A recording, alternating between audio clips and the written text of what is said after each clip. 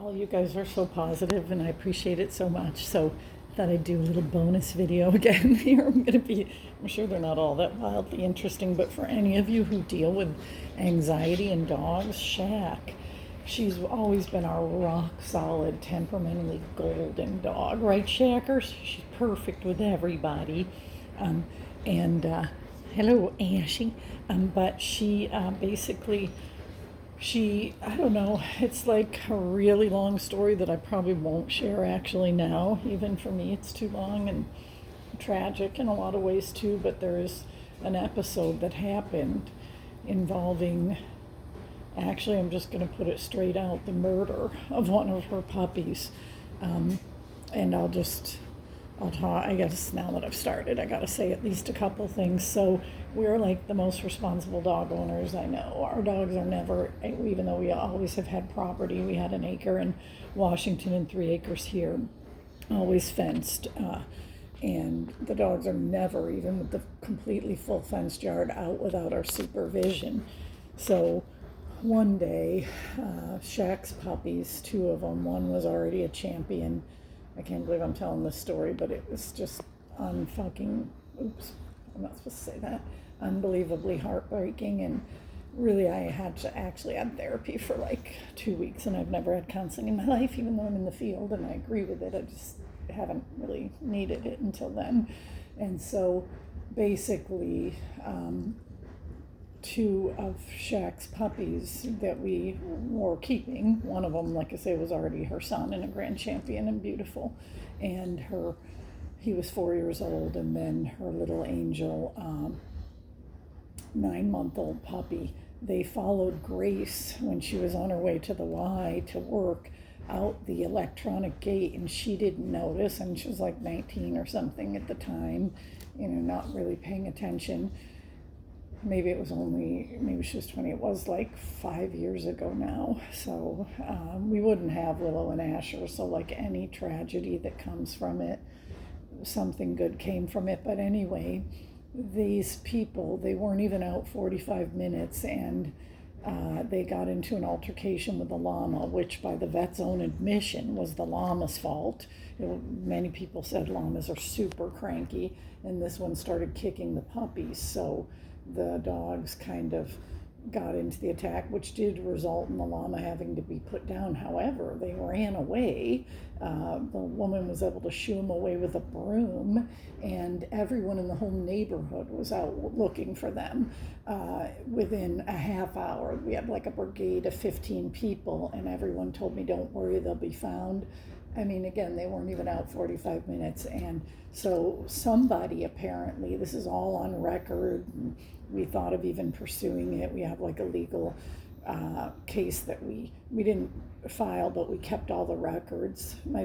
Basically, my attorney said we probably would lose, but it wouldn't get thrown out of court, only because the law allows for the shooting of dogs on property. But luckily, we weren't given a citation or anything, because again, it was like almost never even happens. So the neighbor warned these people. They said, hey, someone's looking for those dogs. And the lady, whose husband was a minister, ironically or not ironically, depending on your perspective, said to them, the wife said, well, they better come because my husband's about to shoot him. And this was after they'd been shooed away, and being Staffords, they came wagging back, you can imagine, thinking that, okay, game's over, we're just going to play. And don't get me wrong, we would have done anything to try to, pay for the llama. We would have grieved with them. It would have been tragic. I'm not saying that it was okay, even though the llama started it. I'm saying there was no point to kill the dogs by that point.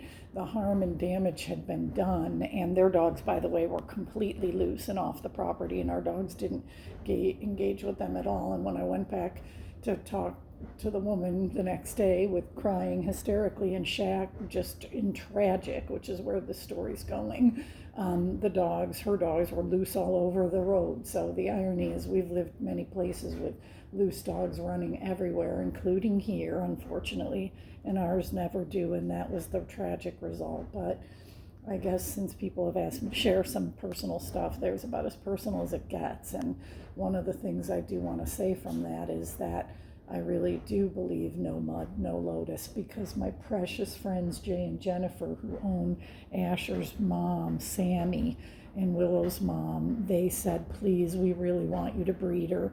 And that resulted in not only their gorgeous Maui, but Asher and Willow, and precious little Junie and Jarvis too, who also went to great homes, pet homes, and Maui would be showing, but they just never got around to it. And I adore Jay and Jennifer. So anyway, here's the bottom line: is Shaq never recovered from the wind. It was like here it never storms.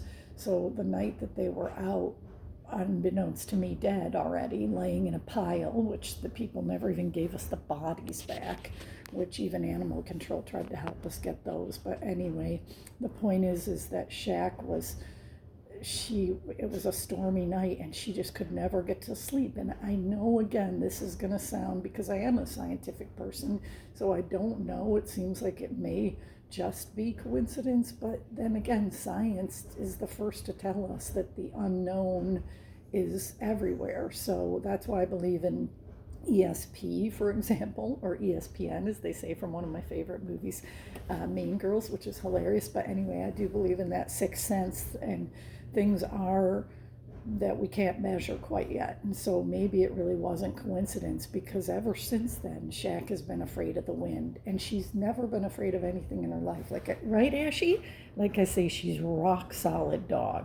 Asher is also very temperamentally golden. Willow's the only one that can be high strung, as Grace said, in terms of reactive with other dogs, but they're all amazing with people, of course. But precious Shaq. So now this brings me to the very end of the video, and the only point that I was trying to start with to tell all of you, right, Shacky Poo, is, as you'll see, she's armored up in her AKC Thunder shirt, but any brand is good. And then on her neck she has by Thunder Ease the calming collar, and honestly they really work. Again, with, I will recommend, and maybe I can start making money selling products on YouTube, because I am not getting any money for any of these product endorsements, but I just want to share with all of you that they're great products if you have anxiety issues. The other thing I love is anything by Vet's Best, right, Shacky? And we love those Comfort Calm chews. So there's the story, and Shaq was, oh, and I'll wrap it up with a positive, everybody.